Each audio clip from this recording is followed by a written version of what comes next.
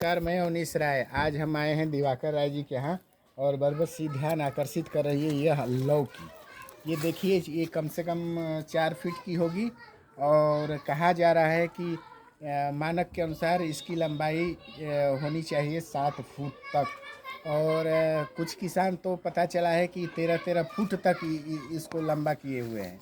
और यह कहाँ की है तो नरेंद्र देव कृषि यूनिवर्सिटी की यह शिवानी नाम की ये शिवानी वैरायटी है और दिवाकर जी पैदा किए हैं। थोड़ा सा इनसे हम लोग पूछेंगे, फीडबैक लेंगे कि आखिर इसकी विशेषता क्या है।